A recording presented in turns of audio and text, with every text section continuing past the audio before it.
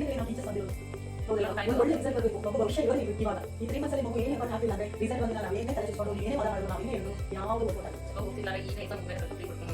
ಇಲ್ಲಿ ಮಗು ಓದಬೇಕು ಅಂತ ಡೈಲಿ ಅಂತ ನೀವು ಮಾಡಬೇಕು. ಓದೋದ್ರೆ ಒಂದು ಖುಷಿ ಆಗಬೇಕು, ಓದೋದಕ್ಕೆ ಬಿಡಬೇಕು ಎಲ್ಲದನ್ನೂ ಮುಂದೆ ನಾವು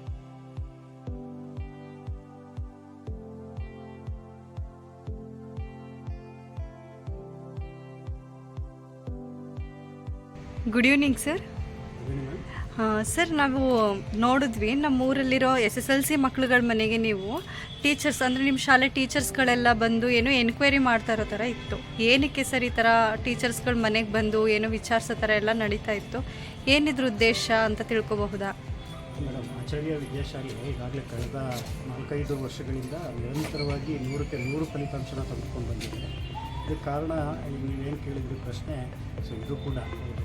ಯಾಕೆ ಅಂತಂದರೆ ನಮ್ಮ ಶಿಕ್ಷಕ ತಂಡ ಎಲ್ಲ ಶಿಕ್ಷಕರು ಕೂಡ ವಿದ್ಯಾರ್ಥಿಗಳ ಮನೆಗೆ ಭೇಟಿ ಕೊಡ್ತಾರೆ.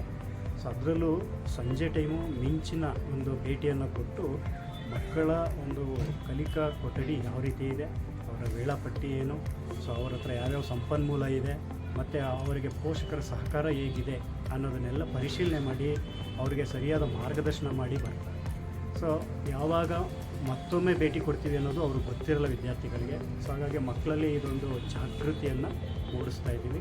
ಸೊ ಇದರಿಂದ ಮಕ್ಕಳಲ್ಲಿ ಕಲಿಕೆ ಮತ್ತು ಪೋಷಕರಲ್ಲಿ ಒಂದು ಫಲಿತಾಂಶ ಉತ್ತಮೀಕರಣಕ್ಕೆ ನಮ್ಮ ಶಾಲೆಯಿಂದ ಕೈಗೊಂಡಿರುವಂಥ ಕ್ರಮದ ಬಗ್ಗೆ ತುಂಬ ಅವ್ರಿಗೆ ಒಂದು ವಿಶ್ವಾಸ ಇದೆ, ನಮಗೂ ಕೂಡ ಸಹಕರಿಸ್ತಾ ಇದ್ದಾರೆ. ಸೊ ಹಾಗಾಗಿ ನಾವು ಮನೆಗೆ ಭೇಟಿ ಕೊಡ್ತಾ ಇದ್ದೀವಿ. Thank you sir.